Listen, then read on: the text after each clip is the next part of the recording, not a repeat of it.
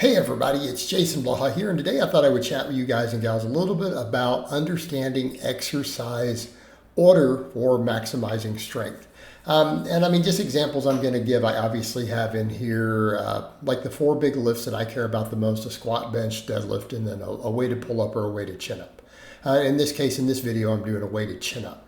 So when we look at these exercises, these are our big lifts. And so when our goal is to get as strong as possible, we're looking at a few things as far as exercise order goes. And again, understanding that we need to be as big as possible in our primary movers to be as strong as possible on these exercises. So that being said, we need to understand exercise order. We always want to go, in terms of priority, you want to go primary exercise, in this case, squat, bench, deadlift, chin up. And then you want to go assistance exercises, and then you want accessory work. And a lot of people don't understand the differences between those. So what you're going to see is an example here for the bench training. You're going to see me doing a flat bench. Then you're going to see me doing some moderately heavy rep work on a pause incline bench, right?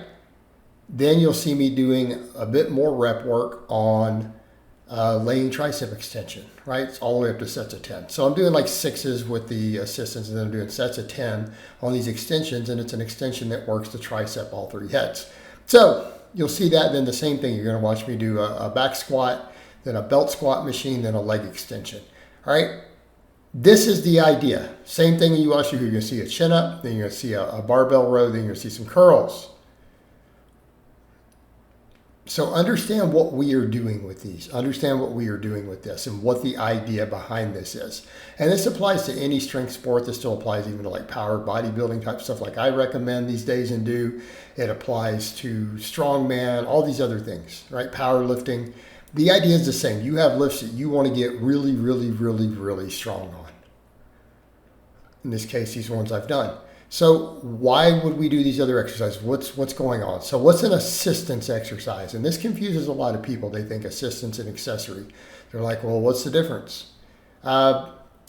Assistance exercises have movement carryover. Okay, so if you look at these, I mean, perfect example. Does a tricep extension have movement carryover to a bench? No, of course not. Does a leg extension have movement pattern carryover to a squat? No, of course not. No. The other are just there to grow muscles, right? We don't do extensions looking for a neural pattern drive or a movement pattern carryover. No, we just do them to get bigger, right? You do tricep extensions because you want bigger triceps. You do leg extensions because you want bigger quadriceps, not because there's a movement pattern carryover, okay? Now, people say, but don't we grow from the other stuff? Of course we do, but that's not always our primary goal. Right? Our goal is not necessarily to always maximize hypertrophy in a specific muscle. Right? Bench press builds multiple muscles, builds a lot of muscle. All right, so let's look at that bench. You saw me doing some heavy triples there. All right, so that's our primary movement. So what is an assistance exercise? An assistance gives carryover, the incline bench, particularly a paused incline bench. Why? Well, that pause incline bench, yes, it works all the same muscles of the bench press. It hypertrophies all of them. Obviously, I'm doing sets of 6 there. Sets of 6 with a fairly heavy weight. Okay? Well, you're going to grow from that. I mean, you do real heavy sets of 5 to 8 on the incline bench, you're going to get bigger. Right? You're going to get bigger. Your upper chest particularly is going to get bigger. Your front delts are particularly going to get bigger. But will your lower chest get bigger? Will your triceps get bigger? Of course they will. But it's going to emphasize those other areas. It's still a hypertrophy movement. Still technically kind of a bodybuilding type movement. In fact, incline bench is a great bodybuilding movement. Okay. But it has movement pattern carryover, and it addresses a common weak link. People who miss at the transition point right off the chest. Incline bench will make you stronger there. So that transition point varies a little bit depending upon the lifter. The more advanced you are, the closer it is to the chest, to where that bar changes pass on the bench press and drifts towards the face, right? If that's where you miss, the incline bench will make you stronger at your weak link. So and it has movement pattern carryover. There's a similar movement pattern. That incline bench has strength carryover at a multi-joint level to the bench press. It's a similar enough movement that it carries over. Conversely, we see the same thing here. You saw me do a weighted chin. Does an underhand grip row. Is it a similar movement? Yes. People say, well, it's not that similar. It's a different line of pull. Yeah, but does it work the same muscles in a multi-joint manner? Same primary movement, especially if we take the same grip. So overhand grip row for a pull-up, underhand grip row for a chin-up. There's a lot of movement pattern carryover, okay? It will have a strength component and a neural drive and skill carryover that will carry over. It won't be 100%, but there will be some, okay? Right? We saw the same thing with the belt squat. Belt squat's a little different than the back squat. The back isn't loaded. The joints are moving through similar angles, working all the same primary movers, right? Just like the incline works the same primary movers, the row works the same primary movers as the chin, right?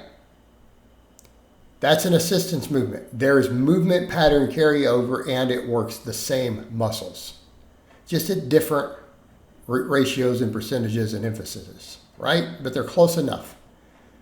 So what's an accessory? Just get bigger.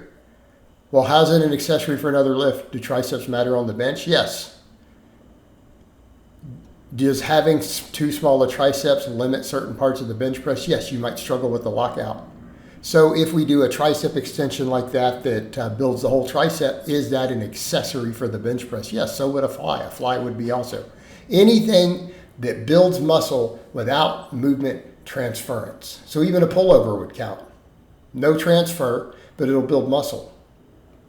The same muscle, some of the muscles used in the bench. Okay, the same thing with these others. Leg extension, there's no carryover to a squat. But if you need bigger quads and your quads are limiting your squat, will the leg extension help your squat over time? Of course it will. Even high reps, even 15s or 20s, yes it will. Why? Because it's building the quads. And if your quads get bigger, they do have more potential to generate force. So if your quads are limiting your squat, the leg extension is a valid accessory, not because it has movement pattern, because you're building the muscles. All right. You saw the same thing with the chin up. Then it's like, well, why you got the curls? Why would curls count? Well, there's no movement pattern carryover. There's not. Single joint exercises for the most part. But do they work the biceps and the grip and everything? Yes. Can your biceps limit your chin up? Yeah. So curls are an accessory for it. So here's how you look at it. Main movement is a big movement you want to increase. An assistance exercise is an exercise that works the same muscles and has some movement pattern carryover, right? Some skill component and neurological drive carryover. Accessory work is bodybuilding work. Accessory work is any exercise that just builds any of the muscles involved, builds one of the primary movers involved with the exercise. So in this case, all those single joint exercises, bodybuilding movements that make those muscles bigger, they count. And if you want to get stronger, you do them in that order. You do the primary exercise, then the assistance exercise, then the accessory work, the pump work, the muscle building work at the end. This is how you get as strong as possible.